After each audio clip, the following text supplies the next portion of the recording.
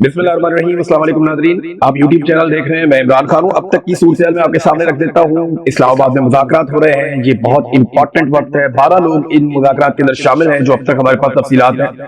4 پاکستانی ہیں، 4 امریکی ہیں اور 4 ایرانی ہیں۔ مذاکرات کے اندر جو ہے وہ کافی سٹریس ماحول ہے، یہ بڑے مشکل مذاکرات ہیں، آسان نہیں ہیں، کیونکہ دونوں فریقین بہت دور کھڑے ہیں اور ابھی ایک جنگ میں سے نکلے ہیں۔ جنگ بندی کو چند دن ہوئے ہیں اور دونوں کے مذاکرات میں ایک دوسرے سے فرق بھی بہت زیادہ ہے۔ امید یہ کی جا رہی ہے کہ کامیابی مل جائے گی، لیکن خبر کے بارے میں آپ کو بتاؤں، میری پاکستان میں صحافیوں سے بات ہوئی ہے، کسی کے پاس کوئی خبر نہیں، اور جو سورسز ہیں میرے، ان کے پاس بھی کوئی خبر نہیں۔ جو پاکستان کی جانب سے 4 لوگ ہیں وہ تو خبر دینے والے نہیں ہیں، اور سب سے پہلے اگر پاکستان کی جانب سے آگاہ کیا گیا ان مذاکرات کے اوپر تو وہ ڈونلڈ ٹرمپ کے ساتھ وہ چاہیں گے کہ شیئر کریں معاملہ۔ یہ خبر یا تو امریکی میڈیا سے باہر آئے گی یا ایرانی میڈیا سے باہر آئے گی، پاکستانی میڈیا کے پاس اندازے تخمین نہیں ہوں گے۔ ہاں، پاکستانی حکمران یا پاکستانی جو وفد ہے وہ عرب ممالک کے حکمرانوں کو، یہ یعنی سعودی عرب کو، قطر کو، وہ چاہیں گے کہ ان کو بھی یہ خبر پاکستان کی جانب سے پہنچے۔ تو یہ خبر آپ کو پاکستان کے اندر سے بہت مشکل ہے کہ نکلے اور ملے۔ جو پارٹیسپینٹ ہیں ان کو دیکھ کے تو مجھے یہ آئیڈیا ہوتا ہے۔ دوسرا سب سے زیادہ امکان یہ ہے کہ اس کی اناؤنسمنٹ ڈونلڈ ٹرمپ کرے، کیونکہ ڈونلڈ ٹرمپ کی یہ خواہش بھی ہوتی ہے، وہ اپنا ان کا ایک ٹروتھ سوشل میڈیا بھی ہے، اور وہ ڈونلڈ ٹرمپ کی خواہش ہوگی کہ بڑی خبر یا بڑی ڈیولپمنٹ وہ ڈونلڈ ٹرمپ کے پلیٹ فارم سے دنیا تک پہنچے، اور پہلے آپ نے یہ دیکھا بھی ہے وہ اس قسم کی کوشش کرتے بھی ہیں۔ بہرحال خبر آئے گی تو وہ جنگل میں آگ کی طرح پھیلے گی، بریک کوئی بھی کرے وہ پوری دنیا کے اندر فوری طور پہ سب سے بڑی بریکنگ نیوز بنے گی جو بھی اس میں ڈیولپمنٹ ہوگی۔ بہت مشکل ہے مذاکرات کو نتیجہ خیز بنانا، اس پہ بڑی محنت کرنی پڑے گی، بہت دل بھی بڑا کرنا پڑے گا۔ ایران کو کیا چاہیے، امریکہ کو کیا چاہیے، یہ ہے سب سے بڑی چیز ان مذاکرات میں۔ سب سے بڑا مسئلہ یہ ہے کہ ایران جو مانگ رہا ہے کیا امریکہ دے سکتا ہے، یا امریکہ جو مانگ رہا ہے کیا وہ ایران چھوڑ سکتا ہے۔ یہ 2 چیزیں ہیں نا، تو دیکھیں وہ کون سی 5-6 چیزیں ہیں جو ایران کو چاہیے اور وہ کون سی چیزیں ہیں جو امریکہ کو چاہیے۔ نمبر 1، ایران کو چاہیے اپنے ہرمز پر کنٹرول۔ یہ سونے کی چڑیا ان کے ہاتھ لگ گئی اور انہیں آئیڈیا ہو گیا کہ اس سے تو بہت پیسہ بھی کمایا جا سکتا ہے، اور انہوں نے اس کو بند کرنے کا عملی طور پہ تجربہ بھی کر لیا، اور دنیا کو انہوں نے دکھا بھی دیا کہ وہ اس کو طاقت کے زور پہ بند کر سکتے ہیں۔ اب ایران نے یہ بار بار کہا اور وہ یہ کہتے ہیں کہ یہ پہلے کی طرح کبھی نہیں ہوگی، یہ ایران کے کنٹرول میں رہے گی۔ تو پہلا تو ایران کا جو بڑا مطالبہ ہے وہ یہ کہ آپ نے ہرمز پہ وہ کنٹرول رکھنا چاہتے ہیں اور ایک میکینزم کے ذریعے سے اس کو چلانا چاہتے ہیں۔ یہ بات عرب ممالک نہیں مانتے، لیکن چلے آگے چلتے ہیں۔ دوسرا ان کا یہ ہے کہ منجمد اثاثے جو ہیں ایران کے، یہ بہت بڑی مقدار میں $120 ارب لگ بھگ یہ بنتے ہیں۔ یہ پیسہ ایران کو مل جائے تو اس کی قسمت بدل جائے۔ وہ اس پیسے کو بڑے اچھے طریقے سے استعمال کر کے ایران کے اندر بہت بڑا انفراسٹرکچر، بڑی ڈیولپمنٹ، لوگوں کا بڑا فائدہ کر سکتے ہیں۔ تو ایران کو بہت بڑے پیمانے پہ نہ صرف آکسیجن مل جائے گی بلکہ بڑی طاقت مل جائے گی اگر یہ پیسہ ایران کی اکانومی میں اگلے 1-2 سال میں 3 سال میں بھی پمپ ان ہو جاتا ہے تو۔ اب یہ پابندیاں UN کے ذریعے بھی لگی ہوئی ہیں اور الگ الگ ذرائع۔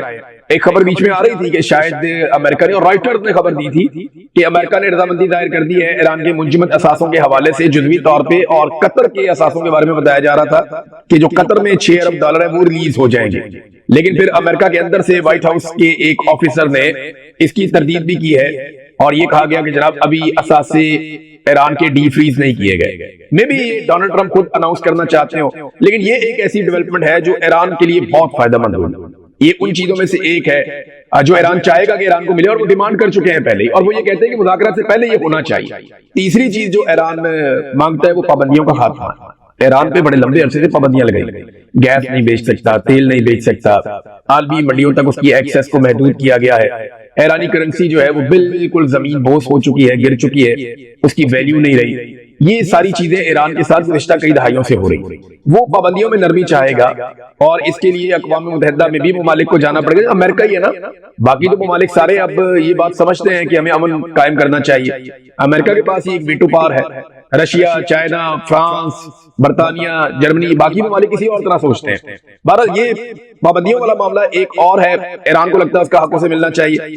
پھر جنگی نقصانات کا ازالہ، یہ بھی ایران کا ایک ایسا مطالبہ ہے جو سخت مطالبہ ہے۔ پھر 5واں مطالبہ ان کا یہ ہے کہ مستقل جنگ بندی ہو، یعنی دوبارہ ہم پہ حملہ نہ کیا جائے، اس کی باقاعدہ گارنٹی ہونی چاہیے۔ امریکی اڈوں کا خاتمہ بھی وہ مانگتے ہیں، لیکن مجھے نہیں لگتا کہ یہ مطالبہ ان کا اتنے زور سے موجود رہے گا مذاکرات کے اختتام تک کہ وہ یہ کہے کہ جی یہ نہیں ہوگا تو ہم نہیں مانتے۔ اب آ جائیں امریکہ کو کیا چاہیے۔ امریکہ کو جو مین چیز ایک چاہیے وہ یہ ہے کہ ایران ایٹمی قوت کبھی نہیں بنے گا، اور اس سلسلے میں امریکہ یہ بھی چاہتا ہے کہ جو یورینیم اب تک ایران نے 60% افزودہ کر لی ہے، وہ یورینیم واپس کر دی جائے۔ واپس کرنے کا مطلب یہ ہے کہ وہ حوالے کر دی جائے امریکہ کے یا IAEA کے ساتھ مکمل تعاون کیا جائے، یہ ان کے مطالبات ہیں امریکہ کے۔ اب ایران اس میں کتنی فلیکسیبلٹی دکھاتا ہے یہ آپ دیکھ لیتے ہیں۔ آبنائے ہرمز کو پرانے طریقے پر بحال کیا جائے، یہ امریکہ کا مطالبہ ہے۔ اس سے پہلے دیکھیں ڈونلڈ ٹرمپ نا اس میں کنفیوژن ہے تھوڑی سی۔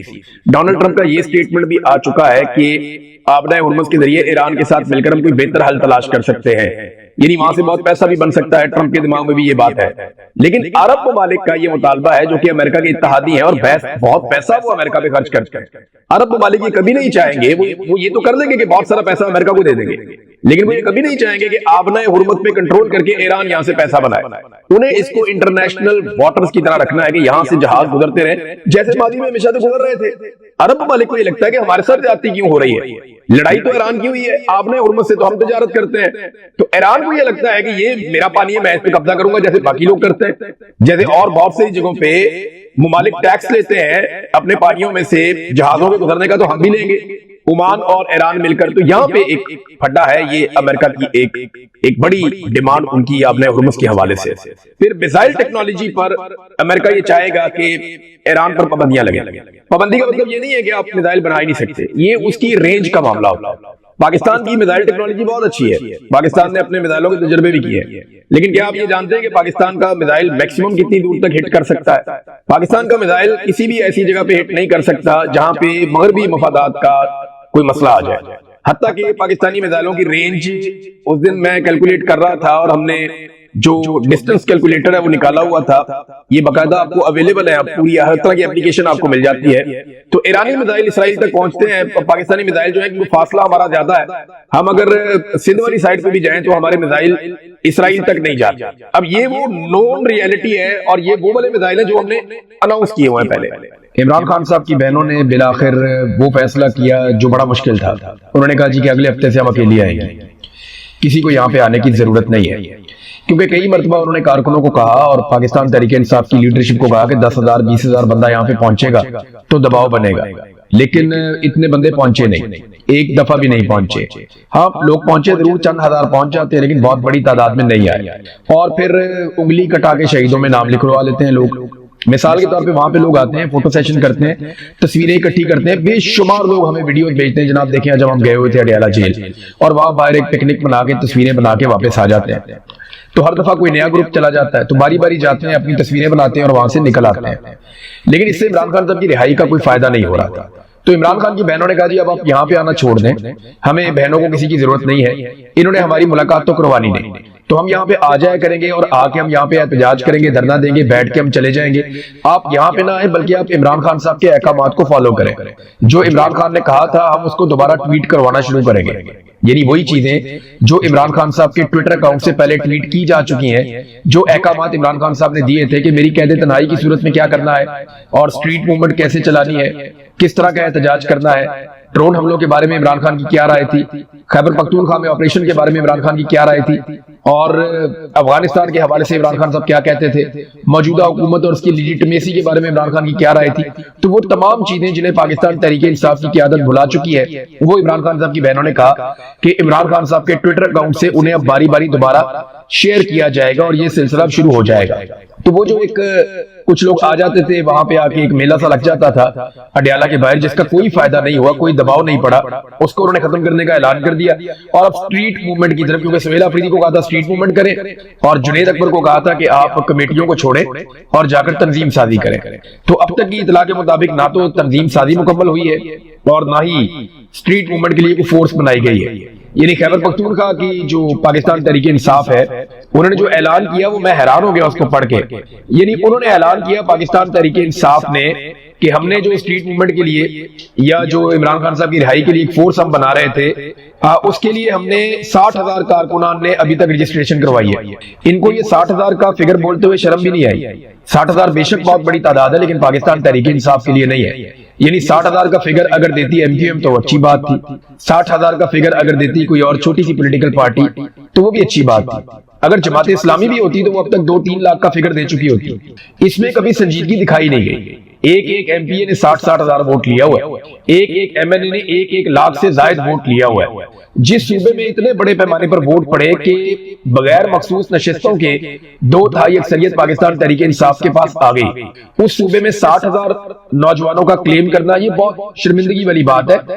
دیکھیں اس میں نے آپ کو پہلے کئی مرتبہ کہا کہ عمران خان صاحب کی رہائی کے لیے جو بھی ایک تنظیم بنائی گئی ہے یا فورس بنائی گئی ہے اس کے لیے کوشش کی نہیں گئی۔ کوشش یہ ہوتی ہے جو عمران خان نے کہا تھا کہ اسٹریٹ موومنٹ چلائیں، ہر گلی میں، ہر محلے میں، ہر چوراہے میں۔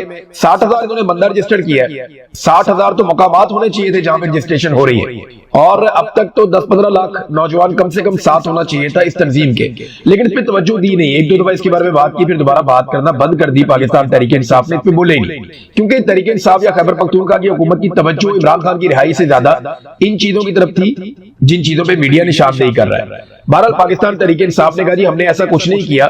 تحریک انصاف نے اپنی صفائی پیش کی ہے، اور صفائی پیش کرتے ہوئے وہ یہ کہتے ہیں کہ ہم نے ایسا کچھ نہیں کیا، ہم آئین اور قانون کے تحت سارا کچھ کر رہے ہیں، اور جو بھی ہمارے استحقاق یا ہم نے جو فائدے لیے ہیں یا خیبر پختونخوا کی اسمبلی نے، یہ ساری چیزیں پرانی ہیں، زیادہ تر چیزیں پرانی ہیں، بالکل تھوڑی سی چیزیں نئی ہیں، اور ساتھ انہوں نے یہ بھی کہا کہ 99% چیزیں پرانی ہیں، ہم نے تو صرف کچھ چیزوں کو تبدیل کیا ہے۔ بلو پاسپورٹ کے حوالے سے بھی تاثر غلط ہے کہ کوئی نئی سہولت فراہم کی گئی ہے، یہ باقی صوبوں کو یہ سہولت حاصل ہے، تو ہم چاہتے ہیں کہ اس کو سینیٹرز اور قومی اسمبلی کے اراکین کی طرح کر دیا جائے، اور یہ ہر دور میں کہا جاتا رہا ہے، ہر دور میں بار بار ایسی قراردادیں آتی رہی ہیں، تو یہ پہلی مرتبہ نہیں آئی۔ اسلحہ لائسنس کے بارے میں بھی انہوں نے صفائی پیش کی۔ ریسٹ ہاؤسز میں قیام کے متعلق انہوں نے کہا جی یہ تو پہلے سے اجازت ہے، اور باقی چیزوں میں بھی پہلے سے اجازت موجود ہے، تو ہم نے کچھ بھی نیا نہیں کیا۔ خیبر پختونخوا اسمبلی شفافیت، آئینی بالادستی اور عوامی مفاد کے اصولوں کے تحت اپنی آئینی ذمہ داریاں ادا کرتی رہے گی، لیکن نہیں، جو موقف دیا نا 3 صحافیوں نے، مجھے اس میں بڑی جان نظر آئی۔ احمد وڑائچ صاحب انہوں نے اس کو بہت اچھا رپورٹ کیا، محمد فہیم صاحب بڑا شاندار رپورٹ کیا، اور قسمت خان نے بہت اچھے سوالات اٹھائے۔ لیکن پہلا سوال تو یہ بنتا ہے جو یہ بار بار کہتے ہیں کہ جناب ہم نے کوئی بھی تبدیلی نہیں لائی، تو 5 تبدیلیاں تو میں آپ کو پچھلے ویڈیو میں بتا چکا ہوں، اور یہ باقاعدہ اب میڈیا کی زینت بنی ہے۔ نمبر 1 وہ کہتے ہیں جی کہ جو بیویاں ہیں اراکین اسمبلی کے، انہیں جو ہے وہ تا حیات اسمبلی کارڈ ملے گا جیسے آئی ڈی کارڈ ہوتا ہے، اور اس کی بڑی عزت کی جائے گی۔ نمبر 2 انہوں نے کہا جی ایئرپورٹ پر VIP لاؤنج ان کو ملیں گے، وفاقی قانون کے تحت آفیشل پاسپورٹ ان کو دیے جائیں، تا حیات دیے جائیں۔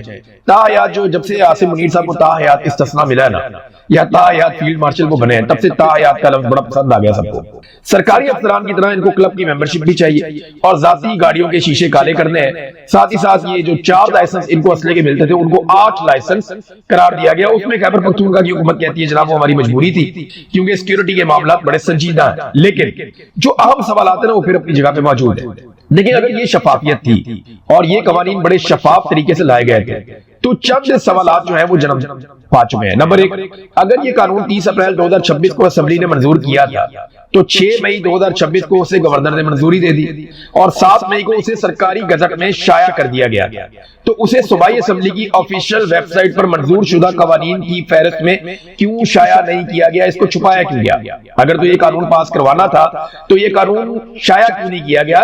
اسے منظور شدہ قوانین کی فہرست میں کیوں نہیں ڈالا گیا؟ اور اس قانون کا سرکاری اور مستند مسودہ عوام کی تصدیق کے لیے باقی قوانین میں کیوں موجود نہیں تھا؟ یعنی اگر آپ ایک قانون پاس کر رہے ہیں اور چھپا کے پاس کر رہے ہیں تو اس سے شک و شبہ پیدا ہو جاتا ہے۔ جیسے پنجاب حکومت نے کیا کیا، انہوں نے جہاز خریدا، لیکن انہوں نے اتنے گندے طریقے سے ہینڈل کیا کہ وہ ان کی چھیڑ بن گیا جہاز۔ اب وہ پریشان ہے، یعنی وہ کہتے تھے کبھی ہم جناب اس وجہ سے خریدتے ہیں، کبھی کہتے ہیں اس وجہ سے خریدتے ہیں، وہ بہانے بازیاں کر کر کے انہوں نے جہاز کو اپنی چھیڑ بنا لیا، ویسے خریدنا تو نہیں چاہیے تھا۔ اسی طرح انہوں نے جتنا چھپایا اس قانون سازی کو، اس سے یہ صورتحال پیدا ہو گئی ہے۔ پھر ایک اور جو چیز اٹھی وہ یہ ہے کہ کوئی بھی رکن اسمبلی ہوگا جس کو لگے گا اس کا استحقاق مجروح ہو گیا ہے تو اس پہ کارروائی کے لیے ایک جوڈیشل کمیٹی قائم کی جائے گی اسمبلی کے اندر۔ یہ کمیٹی اسمبلی کے استحقاق سے متعلق جرائم پر فیصلہ کرنے اور سزائیں سنانے کا اختیار رکھتی ہوگی، یہ کیا جائے گا۔ قانون کے مطابق پہلے کمیٹی جائزہ لے گی کہ آیا کسی شخص نے اسمبلی، اس کی کمیٹی یا اس کے کسی رکن کا استحقاق کی خلاف ورزی کی ہے یا نہیں۔ اگر خلاف ورزی ہوئی ہے تو معاملہ جوڈیشل کمیٹی کو بھجوا دیا جائے گا۔ جوڈیشل کمیٹی کو گواہوں کو طلب کرنے، ریکارڈ منگوانے، حلف لینے اور کارروائیاں چلانے کے اختیارات جیسے ججوں کو حاصل ہوتے ہیں ویسے ان کو حاصل ہوں گے، اور کمیٹی کی جانب سے سنائی گئی سزا پر عمل درآمد بھی عدالتی نظام کے ذریعے کیا جائے گا۔ قانون کے مطابق جو شخص جوڈیشل کمیٹی کے فیصلے سے متاثر ہو وہ اپیل سپیکر اسمبلی کے پاس دائر کر سکے گا، اور سپیکر کا فیصلہ حتمی ہوگا، یعنی کسی بھی جگہ یا کسی عدالت میں اس کے خلاف اپیل نہیں